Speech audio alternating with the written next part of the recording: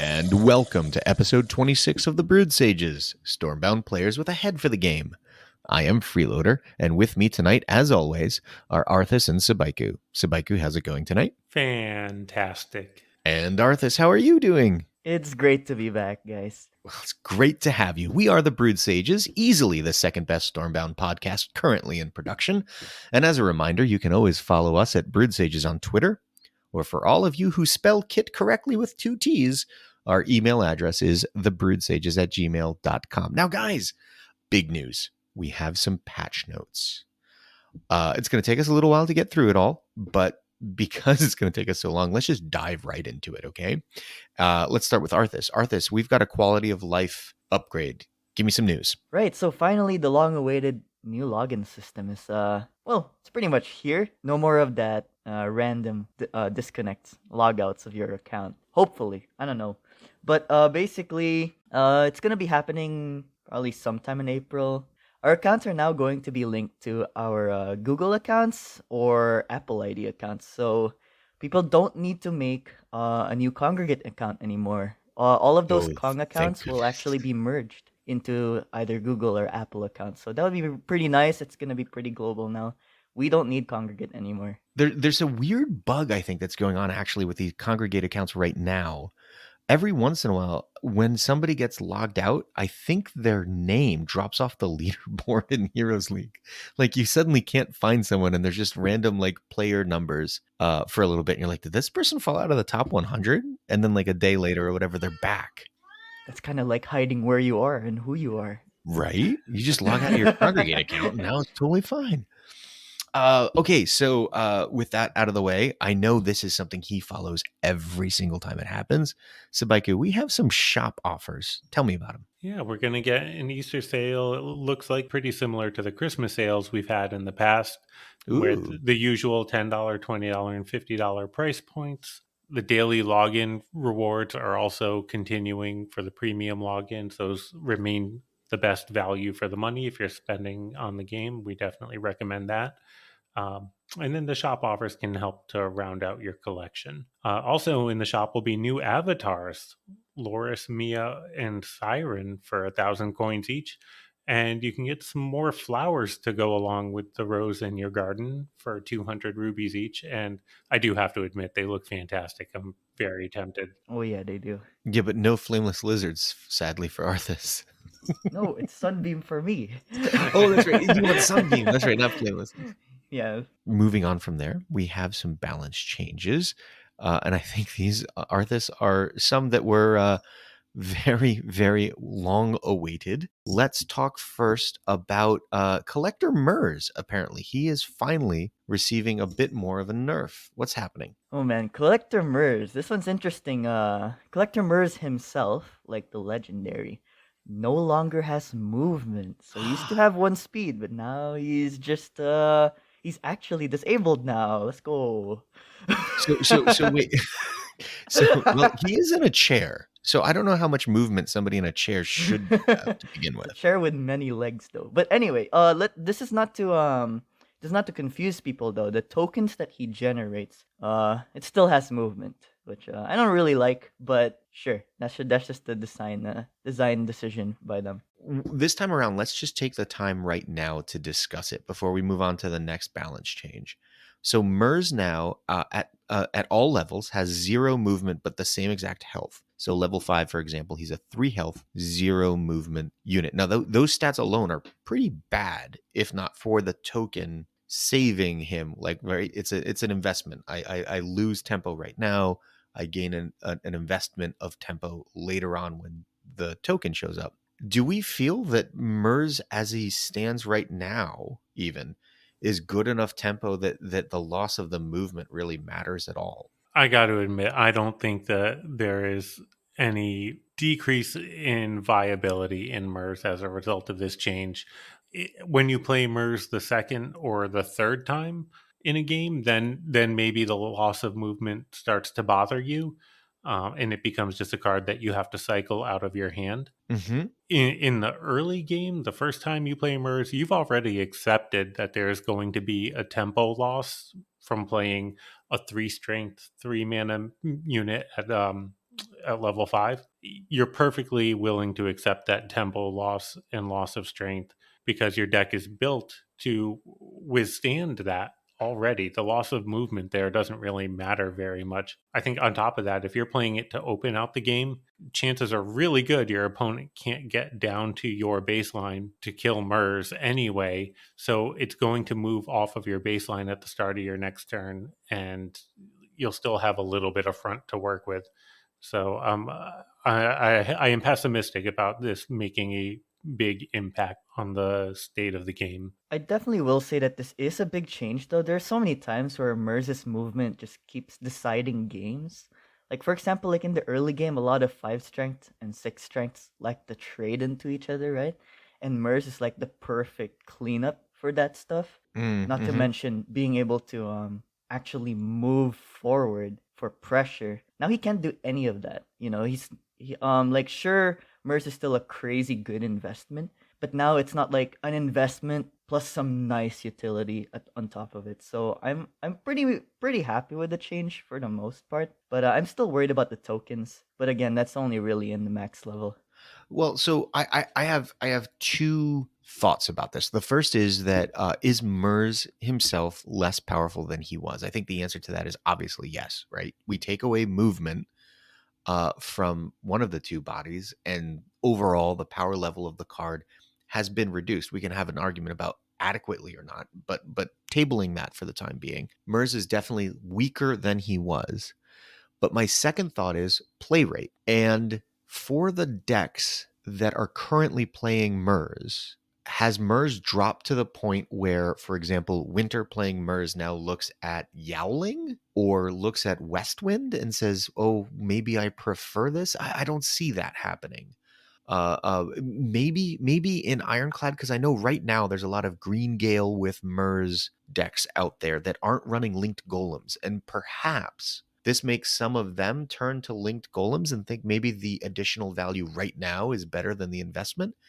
But honestly, I'm not overly confident that anyone who's currently running Murs looks at the new Murs and says, "Oh, this is so much worse that I have an additional what 3-drop isn't seeing play right now that you think now becomes a more viable choice over Murs." I think that's the problem, right? Like, problem number one is that the token is still so good and comes at such a critical point in the game if you get Murs early that it's still worth it to run it. And I agree with you. It's compounded by the fact that what am I going to do? Put Westwind Sailors in my deck instead? Like that doesn't feel as good. And linked golems you mentioned. Maybe if you were Shadowfen and playing Murs, you put in Heliotroopers instead.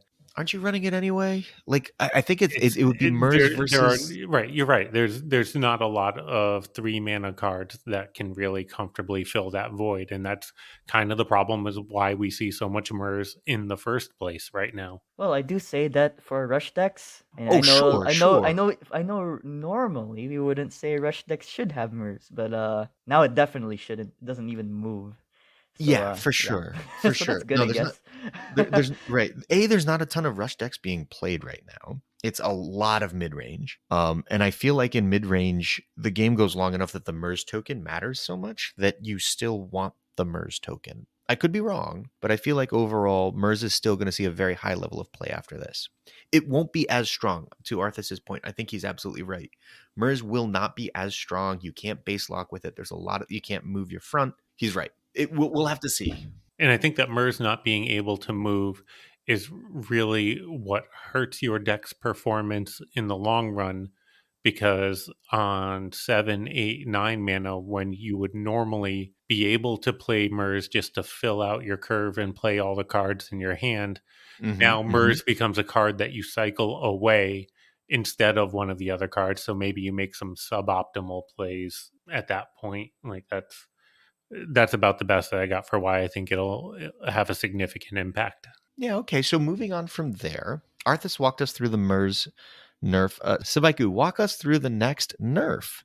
Ubis is getting the nerf hammer next. Oh, poor Ubis. I'm feeling your pain now because I just fused Ubis up to 5 No, you're not. in order to play in the Heroes League, and now he's getting changed right after I spent hundreds of fusion stones. You're not feeling any of my pain. Now Ubis reads on play, deal 1 or 2 or 3 damage to a random enemy for each unique surrounding primary unit type.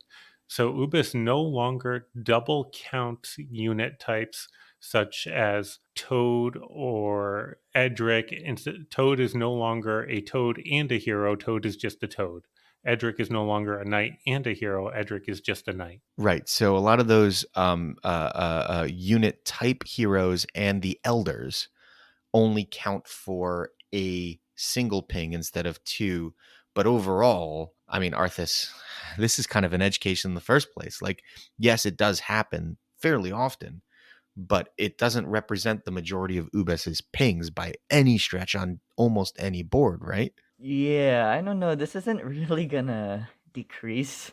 Well, I mean, yes, it will. But I don't know if it's gonna do it significantly. Not at Because all. what the most common case is there's one, maybe there's 0 or 1 of these double unit types in there. You just lose like 1 ping, right?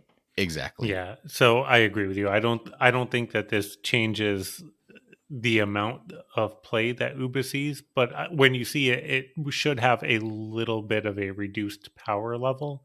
Right now, you play scrapped planners into Ubis, you get 1 off of scrap planners instead of 2, right? Yeah. You I go mean, Icicle Burst Shyvana Ubis, you get 1 ping off of Shyvana instead of 2. It's just he does a little bit less when he comes on board, and that is just enough so that you take a little less damage from your opponent's Ubis, or your units survive where otherwise they wouldn't. I mean, so I play the last week I've been playing a Shadowfen Rush deck.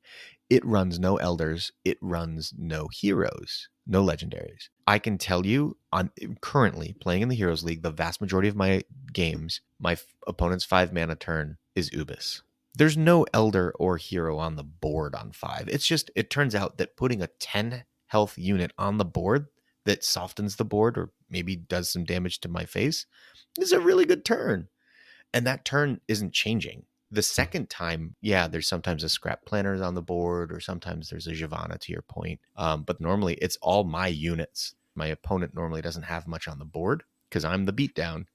And I can tell you, Murse is pretty effective. Or Ubis is pretty effective on those turns. It's just a big unit to begin with. Just a 5 mana 10 health is not a bad turn. yeah, I mean, when I think about it, there are actually so many cases where this actually impacts. Like, sure, it impacts like 1 ping or 2 in like the best case, really. I'd say, I mean, because it happens so frequently, I think this might actually have a decent effect. Like, for example, the Zavana Ubis play, right? Like, that's absolutely bonkers. Free 2 pings, right? That's kind of For sure. crazy. And then me, like, I know when I play Ubis sometimes, and I also play Edric, I would purposefully play a suboptimal Edric at 4 mana just because I know I'm gonna get Ubis next, and it's just free damage for me because I get 2 unit types, you know? And what I also really like is that now the enemy isn't necessarily punished for playing those hero elder cards because now the enemy Ubis can't really take advantage of those as well. Right, that's a great point. In the brawl that we just finished up, legendaries have extra strength, so a lot of times I'm responding to my opponent's opener with Toad on 4 mana, and because the way the movement works, like he can just slap down Ubis next to his unit surrounding my Toad and get 3 pings off of it, and it feels terrible. And it happened to me twice, and it decided the outcome of those games where those pings went. Like, getting 1 less ping makes a big difference in that situation. Sure, but the current the brawl that just ended is a very edge case. It's not the meta of the Stormbound ladder by any stretch of the imagination. Nobody's playing that many, legendary cards, and not even that many elders are really even meta right now. Like scrap Well, planners, look, I mean, absolutely. Scrap Planners, Edric, Toad, those are all cards that are Sure. reasonable to see on the board at Shyvana, 4 yep, mana. yep. Yep. No, you're absolutely right. But I will also say that, like, we talked last week about the guns, or was that 2 weeks ago now? I apologize. 2 episodes ago, we talked about the guns, and the guns are all different unit types. And so there is still very likely to be a very diverse board on a Ubis turn. And to Arthas's point, a lot of times it's a reasonable and good play to play your 4-mana turn suboptimally. And maybe that doesn't mean playing Edric anymore. Maybe it means just playing 2/2 drops of different faction types or unit types. So that way your next turn has a juicier Ubis. Like, you can still do that later in the game when you can play your own units and Ubis, like into a control. I don't see this actually changing the outcome of those games at all. You simply choose to play different units. I have an idea, since Ubis tends to go in a control deck, which focuses on board clear. No. He goes in I know he mid-range. goes in everything. Okay, but listen. I'm pretty sure the best deck for him to go in is control. Clearing enemy targets to hit the base, right? And I know that, because Ubis is so stupid. I tend to exploit him in a way where, like, if I do end up clearing most of the enemy units, I would just put as many of my double unit types on the board, and I just hit the enemy base for like 9 to 12 damage. And now that's going to be 3 damage less. That's pretty good. Oh yeah, no, for sure. But like, my experience playing control this month has been that Ubis is why I can't play control. I go up against a mid-range deck. I'm doing the best I can with AoE clears, etc.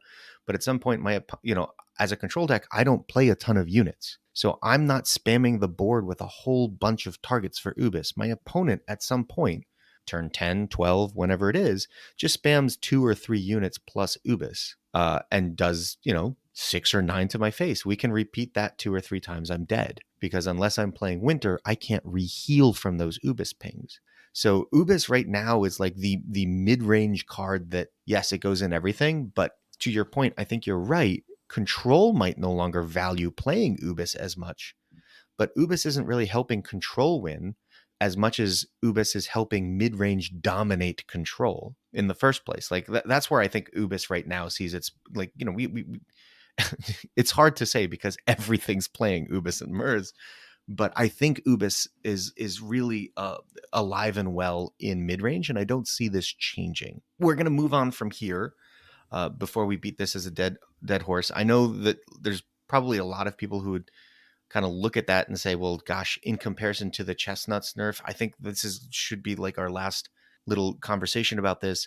The Chestnuts nerf of 3 damage for pings down to 2 was not reciprocated here. I think that was appropriate based on the change in level of play. I don't know that we want to completely obliterate a legendary from play, right?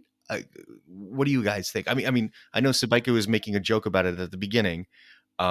This is not going to change any deck that Sabaiku puts Ubis into. Ubis still goes into all of those decks. I think that's an appropriate way to nerf a legendary, though, no? Well, look, given how tough it is to accumulate resources in this game and just how brutal it is to progress your collection once you get to the point where you're trying to get level 3s to level 4 and level 4s to level 5, I do appreciate that they're taking a softer touch with the legendary, because that does represent a lot of investment for a lot of people that thought, it was a decent card and worth playing.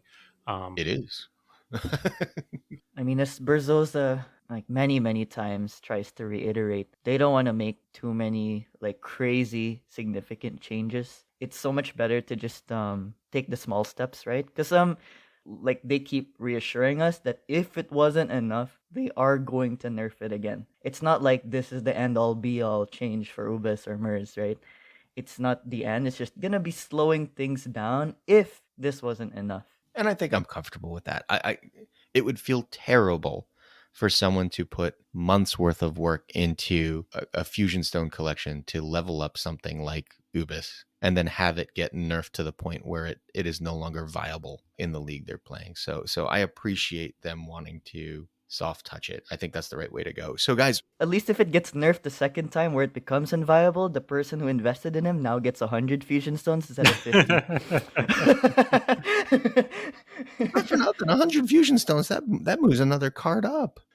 So yeah, so moving on from there, we're gonna have to see what the play rates do. We'll keep an eye on it. I'm sure Sheepyard is keeping a very close eye on it. We'll see. That's the best we can say about it right now is we'll see.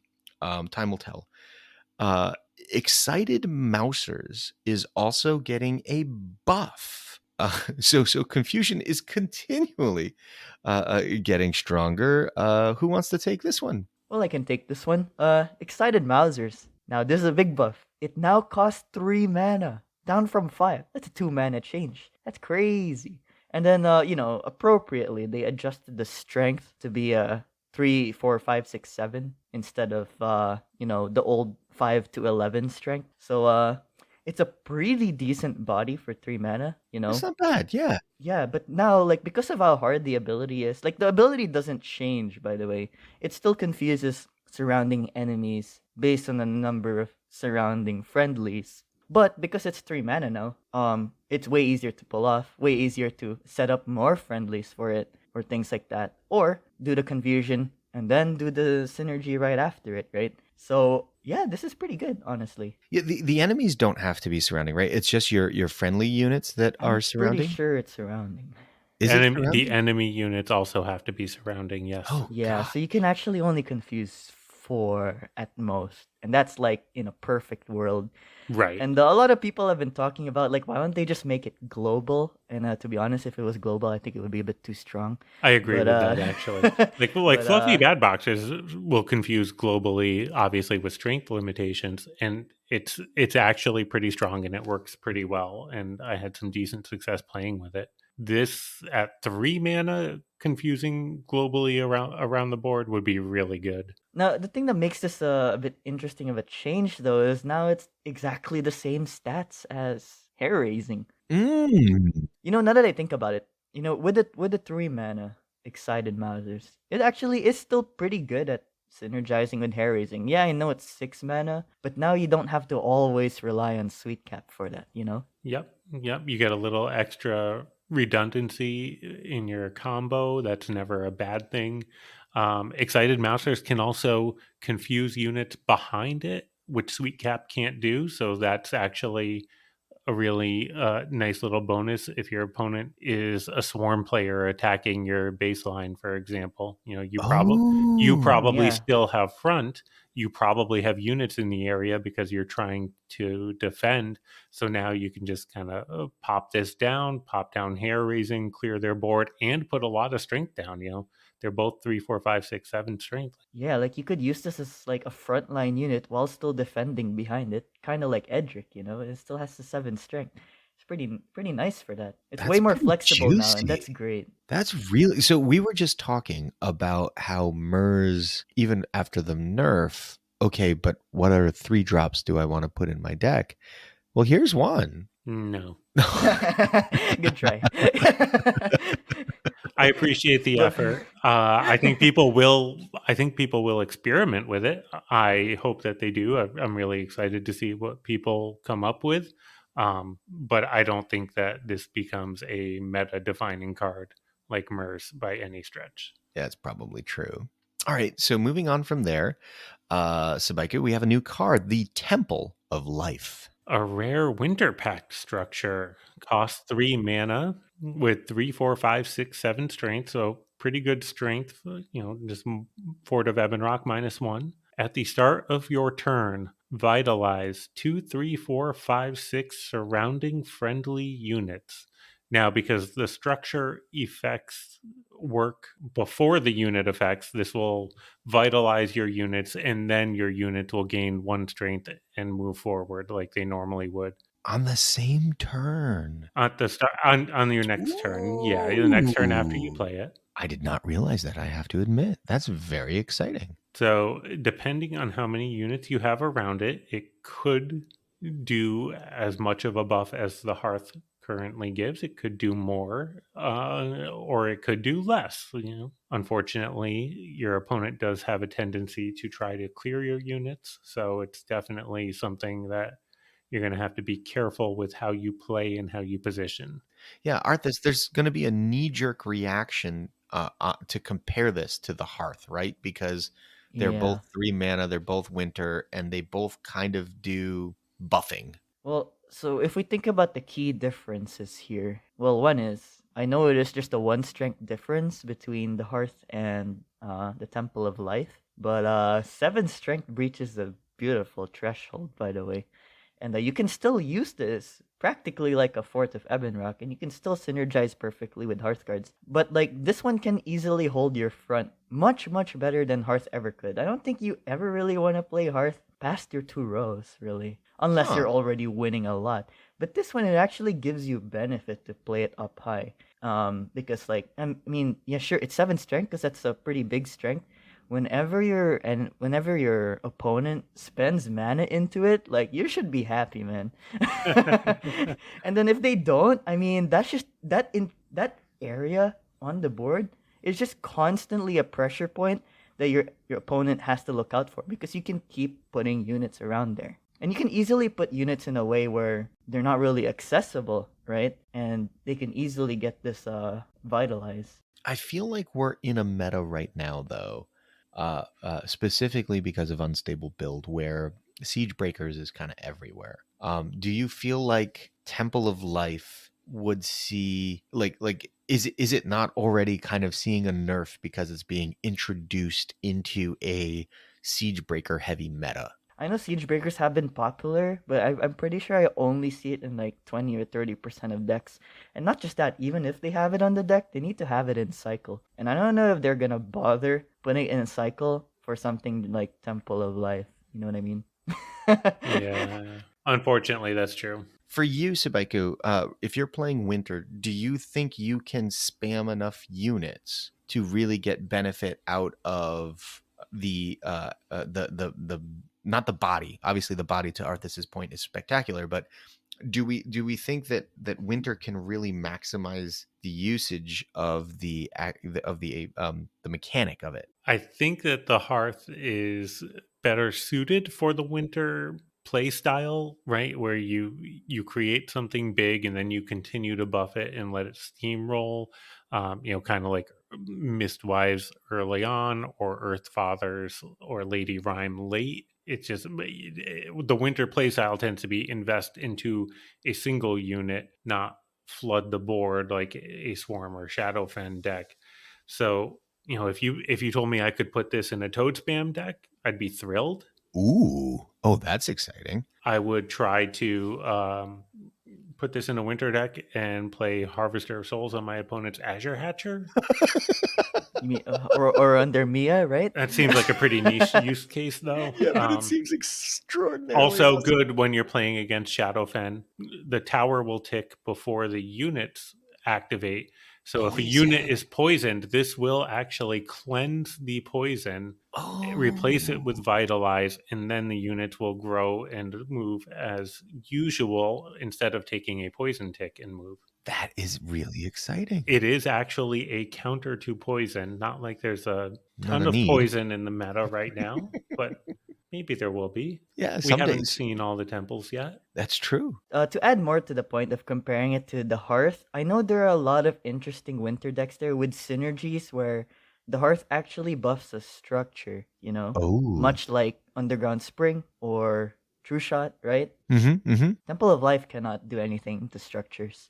Oh, that's a good So point. that's Excellent. something it can't do, but at least it has that kind of difference, so it's not entirely just a better or worse version of the Hearth, Overall, do we feel like this mechanic is a mechanic that we expected for winter versus, say, like, I feel like the natural place for this to live is either Swarm or Shadowfen. I'd honestly say neutral. Like this is such a almost okay. I wouldn't say insignificant, but you know what I mean. Just like a little nice touch in those game interactions, but it's not really something to build decks around. Unless they have in the roadmap some interesting vitality synergies, and that would be interesting.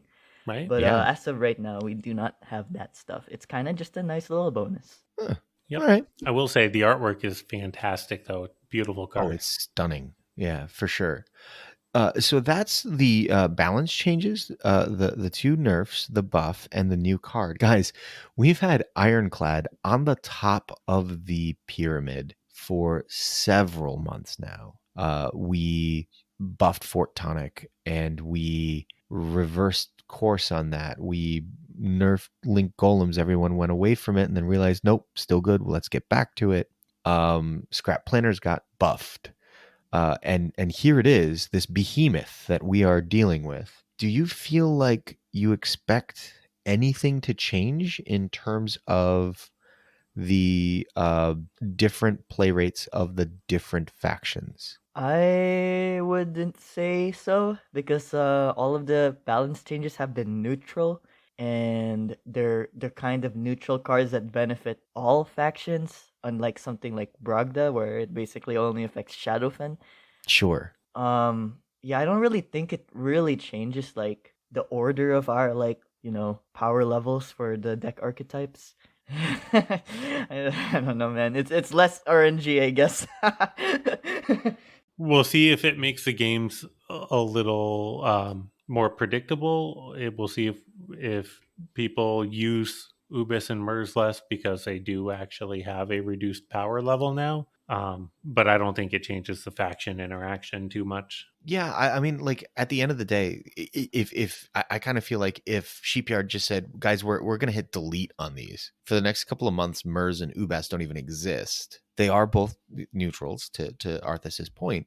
Everybody goes and says, okay, well, we don't have that 3-drop, we don't have that 5-drop, but Ironclad's still like, well, I still got Green Gale. I still have Unstable Build. I still have Scrap Planners. And, I can use Fort Tonic if I feel like it. Otherwise, Hearthguards is still awesome. Like, okay. So people can't chip me down as quickly as they could, and they can't high roll against me with Murs. I don't need any of that. I've still got Hearthguards and Green Gale. Like, so what? So I'm in agreement with you guys. I think we these will be welcome changes in terms of reducing power level. I don't think play rate of either of the cards change much. And I don't think it changes the pecking order of the factions for the moment, at least for the next month. And that brings us into the next conversation about the Heroes League. So if the Heroes League is going to stay relatively the way it is right now in terms of what factions we think are going to get played and what sort of high level cards are going to get played, we do in fact have some other improvements though for the Heroes League to freshen it up a bit. Arthas, there's going to be some matchmaking improvements. Walk me through the first one about crowns. Heroes League, it kind of just matches you with whoever's available. And I guess to an extent, it's going to still be like that next month. But next month, there's going to be a lot more players because heroes are going to be reset to Diamond, and heroes can actually match with Diamond players. But now, for the matchmaking improvement, matchmaking is now going to emphasize on the player's crowns to try and make sure even more that you're going to be matching with an opponent with a similar crown count. So there's no more of those crazy, well, not no more, but significantly less of those really crazy, unfair matchups, right? And where flukes can really like tick people off. So it's pretty nice in that sense. Yeah, are we not surprised that this wasn't how it was implemented in the first place? I believe it's because again, the first month is the outlier month with much less players than Equilibrium that they're expecting. Sure. It's just so that it makes it so Heroes League is even playable in the first place, right? So we just had to suffer for a month, I guess. Yeah, Sebeka, we're still only about like 350 players in the Heroes League. Is that right? Last I checked, yeah, right about there. And I think, we'll end up right around 450 to 500. That's what we're on pace for. So hopefully all of those people reset to Diamond next month, and there's a large pool to match with. Nobody's punished for jumping ahead to the Heroes League early anymore. And as your matchups are a little more consistent between the current standings, then hopefully we don't get those large swings in ELO when the games are over. So I'm glad you brought that up about early Heroes League players next month are going to be matched into Diamond players more easily since there's going to be a lot of Diamond players. But there's also an adjustment being made to how crowns are rewarded for those matches, correct? Yeah, when a Heroes League player is matched with a Diamond League player, the diamond player is assumed to have 1,000 crowns for the purposes of calculating the ELO result of the match. So this is no longer going to punish you for losing to a diamond player who's been tanking games or experimenting with something new before they rise, but you end up being punished horribly as a high level player for that loss, and rewarded dramatically as a Diamond League player also. Mm-hmm. Yeah, and what this is even more important to be added because currently with Diamond 1 still having that rank floor where Diamond 1 players cannot actually drop down from Diamond 1. It's very Which I easy love. to get much less than 1,000 crowns. You know? So this is pretty nice, but now I'm wondering, like, is there even really a point for Diamond players to have crowns, like, temporary crowns in the first place? Because I know if they reach heroes before 1,000 crowns, like, they just get set up to 1,000 again. And those who do, like, better, they keep that little bonus. I'm wondering if that's even necessary anymore. Because I thought that the reason for diamond players to have crowns in the first place was so that whenever a hero matches with a diamond, the elo gain or change is gonna be reflected nicely. Not nicely, but based on the air quotes, based on the skill of the players. But now I'm not sure if it's even necessary. All of these questions about the Diamond League and Heroes League matchmaking, they're great news for us, but for the vast majority of players and our listeners, this doesn't impact them. But the next change to matchmaking does it not? So this is good. This is actually affects everyone. And now in other leagues, right? Like your card levels in the deck will now be taken into account for matching. So the whole purpose of this is, well, yeah, obviously, so that a lot of players but much less likely to have to deal with people who are significantly higher level than them. And because that's how it is currently, farmers really take advantage of that by staying low and getting easy wins, right? Against people who have lower levels. Now, because farmers have such high level collections, they're only really gonna be matched against other farmers in the lower leagues. So that's pretty nice. Farmers, or sorry, bad players. But anyway, it will definitely make matchmaking a lot more fair, a lot more nicer to even have levels in the first place. There are some thresholds to actually consider now in the middle leagues compared to in the higher leagues, right? I'd say this is a pretty healthy experience. I know the middle leagues have a massive player base, so this isn't really gonna affect their queue times whatsoever. It's just gonna be a much nicer experience, no? I'm very excited for this. Having been on the receiving end, Sabaiku, of some of these mismatched, my opponent's all level 4 and 5 cards, and I'm 2s and 3s kind of things. This feels like a really welcome improvement to the matchmaking, no? And when we were playing in Platinum, the early days, there was no 17 health base cap. So that's you would right. queue into somebody and you would see that 19 or 20 and you just, really? So hopefully this is a healthier experience for everybody and everybody gets a little less frustrated. Yeah, Yeah. especially those random cases where a high level player hasn't played in like a few months and then they're in silver or gold. They wouldn't necessarily be bullying those poor innocent players anymore. They're just gonna be bullying bots because they won't be able to find the match. And look, it's still going to happen. This is just about prioritization. But the fact that it is a factor in the prioritization at all is a step in the right direction. Yeah, I feel like this is something that has been brought up often enough in Reddit, in Discord, as a pain point to the average Stormbound player. I'm really happy. I think give credit where credit is due. Sheepyard is doing a important first step here to trying to make the overall gaming experience in the game significantly better. I think this is really welcome at this point. So hats off to them for doing that.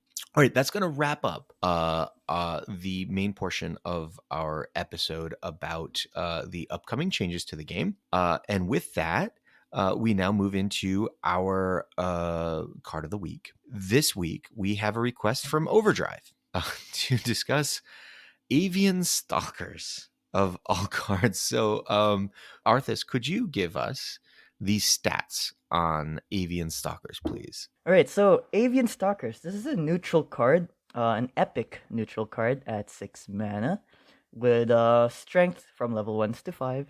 Is 5, 6, 7, 8, 10. Now, Avian Stalkers don't move, and their effect is on death, destroy all units in front with 3, 4, 5, 6, 7 or less strength, and spawn 3, 4, 5, 6, 7 strength ravens on all tiles behind the Avian Stalker that died. And to clarify, when it says destroy all units in front, this also includes your own units. For some reason, I don't know why they did that. I'm sure there are some interesting edge cases where this is cool, but please have mercy on Avian Stalkers. So, Baiku, this seems like a really hard, because it's not an on-play effect. If my opponent has like a column of units that are all, let's say, 5 health, and I play a level 3 Avian Stalkers, which should be able to kill them all, the problem I have is that my Avian Stalkers are 7 health. They don't die. Like, how do you use this? Well, they'll die eventually. Yeah, it's a tough card to use. It's a really neat interplay between the different effects here, right? You're going to destroy all the units in front, which makes you want to play it further back toward your own baseline to kill more of your enemy units. But you also want to play it up toward their baseline in order to spawn more ravens on the tiles behind the unit.